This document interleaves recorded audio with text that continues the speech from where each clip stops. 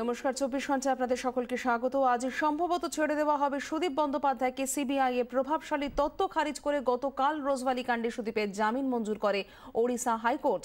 গতকাল গভীর রাতে অর্ডারের কপি হাতে পান আইনজীবীরা। 14 পাতার সেই অর্ডারের কপি হাতে পাওয়ার পরই তৎপরতা তুঙ্গে এবং এই মুহূর্তে অর্ডারের কপি 24 ঘন্টার হাতে সেই অর্ডারের কপি আপনারা দেখতে পাচ্ছেন। সেই অর্ডারের কপি এই মুহূর্তে 24 ঘন্টার হাতে। গতকাল গভীর রাতে এই অর্ডারের কপি হাতে পান আইনজীবীরা। 14 পাতার এই অর্ডারের কপি হাতে পাওয়ার পরই তৎপরতা এই মুহূর্তে তুঙ্গে। আমরা কথা বলবো ভুবনেশ্বর থেকে, আমাদের সঙ্গে রয়েছেন আমাদের প্রতিনিধি বিক্রম দাস। বিক্রম, ইতিমধ্যে অর্ডারের কপি হাতে পেয়ে গেছেন এবং আজই ছাড়া হতে পারে সুদীপ বন্দ্যোপাধ্যায়কে। আর কি কি জানা যাচ্ছে বিষয়? দেখো, এই অর্ডারের কপিকে কেন্দ্র করেই কিন্তু সমস্ত জটিলতা ছিল এবং সেই কারণেই এই গোটা ডিলে প্রসেস চলছিল। যেটা আমরা জানতে পাচ্ছি যে গভীর রাতে কিন্তু এই অর্ডারের কপি সিবিআই এর আইনজীবীরা এবং অ্যাকিউজ পার্টি অর্থাৎ যার জামিন হয়েছে সুদীপ বন্দ্যোপাধ্যায় তার আইনজীবীরা অর্ডারের কপি হাতে পেয়েছে এবং এই অর্ডারের কপি সরাসরি গিয়ে পৌঁছাবে লোয়ার কোর্ট, খুর্দা কোর্ট যেখানেই মামলা চলছে সেখান থেকে সরাসরি যাবে জেল অথরিটির কাছে এবং জেল অথরিটির কাছ থেকে এই হাসপাতাল, যেখানে এই মুহূর্তে আমি দাঁড়িয়ে আছি বেসরকারি হাসপাতাল, সেখানে এসে পৌঁছানোর পরেই কিন্তু সুদীপ বন্দ্যোপাধ্যায় ছাড়া পাবে। এবং এই প্রক্রিয়া কত তাড়াতাড়ি সম্পন্ন হয় তার উপরে কিন্তু সুদীপ বন্দ্যোপাধ্যায় ছাড়া পাওয়ার উপরে নির্ভর করছে। অপরদিকে আমরা এই মুহূর্তে চার্জশিটের কপি, মাফ করবে, অর্ডারের কপি হাতে পেয়েছি। সেই অর্ডারের কপি ধরে আমরা যদি দেখি তাহলে যেটা জানতে পাচ্ছি আমরা, পেজ নাম্বার 9 এর 11 নম্বর পয়েন্ট, সেখানে কিন্তু অত্যন্ত উল্লেখযোগ্যভাবে জাস্টিস যেটা জানাচ্ছেন, considering the submission made on behalf of both sides and the material placed before the court, it remains undisputed that the petitioner had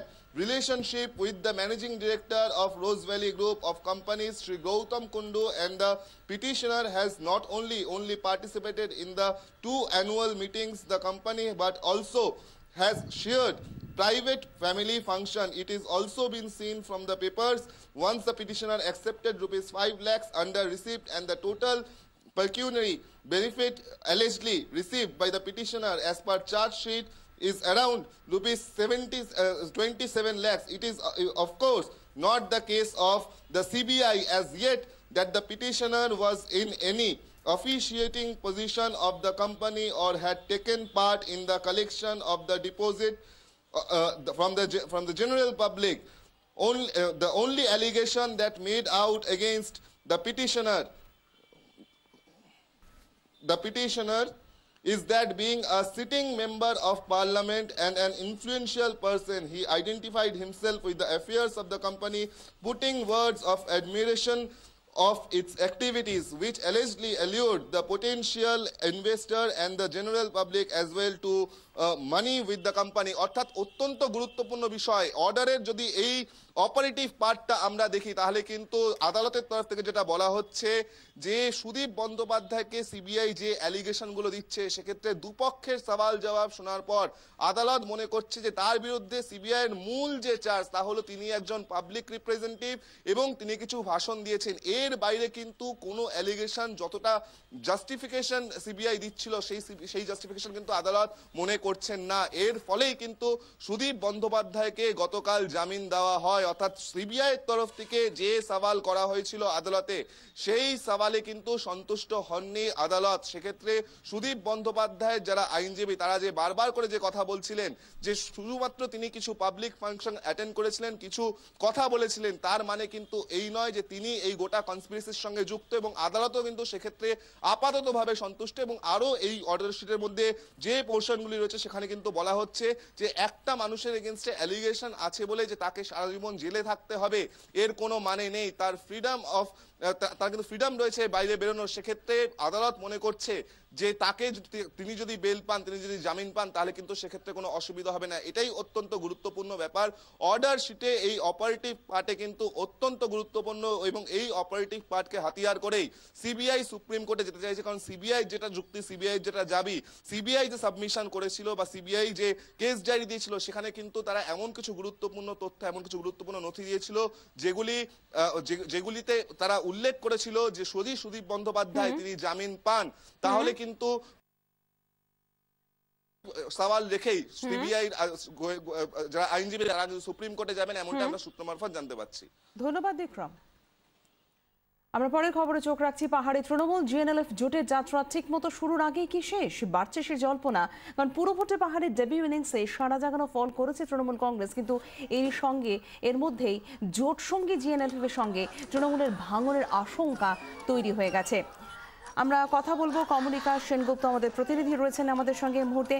Kamalika, সেক্ষেত্রে কি যেভাবে একটা জিএনএলএফ এবং তৃণমূল কংগ্রেসের ভাঙন সামনে উঠে আসছে, সেক্ষেত্রে কি এটা বলা যেতে পারে যে পাহাড়ে তৃণমূল জিএনএলএফ জোটের যাত্রা ঠিকমতো শুরুর আগেই শেষ?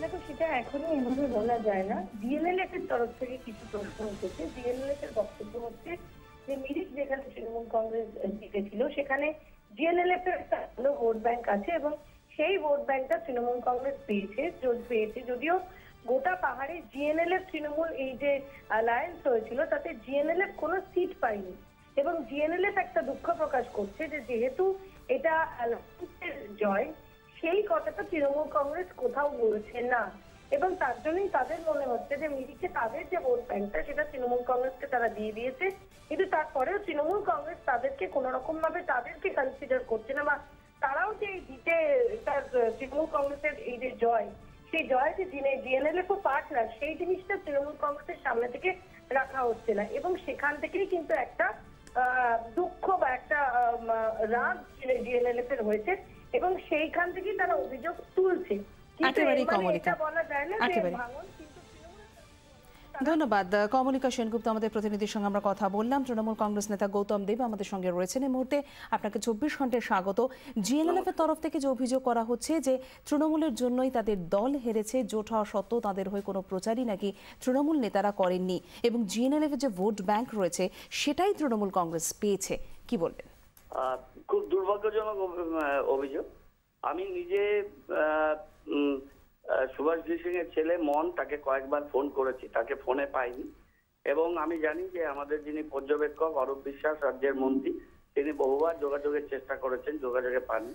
আমরা যেখানেই প্রচার করেছি আমরা বলেছি যে তৃণমূল কংগ্রেসের প্রার্থীদের ঘাসফুল চিহ্নে ভোট দিন এবং যেখানে তৃণমূল কংগ্রেসের প্রার্থী নেই সেখানে আমরা আমাদের জোট সঙ্গী জিএনএলএফ এর প্রার্থী আছে, সেখানে আপনারা ঘাসফুল যেখানে নেই সেখানে জিএনএলএফ এর প্রার্থীদের ভোট দিন।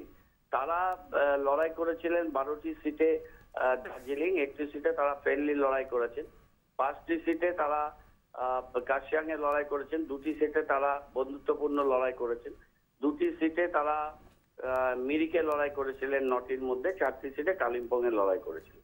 এতগুলো সিটে লড়াই করে তারা একটিও আসন পেলেন না। তাদের ভোট ব্যাংক নিয়ে তৃণমূল জিতলো, তৃণমূল 6টা সিট জিতলো কালিম্পং এ, 3টে সিট জিতলো কার্শিয়াং এ, 1টি সিট জিতলো দার্জিলিং, 2টি সিট জিতলো কালিম্পং, আর তাদের এত ভোট ব্যাংক আছে তারা একটাও সিট জিতলো না।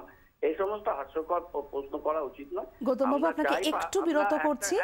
এক মিনিট আমরা চাই পাহাড়ের সমস্ত স্থানীয় যে সমস্ত দলগুলো আছে যারা মমতা বন্দ্যোপাধ্যায়ের নীতি উন্নয়নকে সমর্থন করে তারা তৃণমূল কংগ্রেসের সাথে জোটবদ্ধ হয়ে পাহাড়ের উন্নয়নে কাজ করুক। এই সমস্ত কোনো যদি তাদের বক্তব্য থাকে তারা সংবাদ মাধ্যমে না বলে দলীয় পর্যায়ে দুটো দলের মধ্যে আলাপ আলোচনা সবসময় হতেই পারে। গৌতম বাবু, একটু বিরত করছি আপনাকে, প্লিজ আমাদের একটু সঙ্গে থাকুন। জিএনএলএফ মুখপাত্র নীরজ জিংবা তিনি কি বলেছেন আপনি প্লিজ একটু শুনুন। में कहीं भी पब्लिक डोमेन में, मीडिया में या न्यूज़पेपर में कहीं भी एक्सेप्ट नहीं किया। अभी यूनिलैटरली बोल रहा है कि this is the only win of GNLF. They have entirely overruled and sideline the GNLF.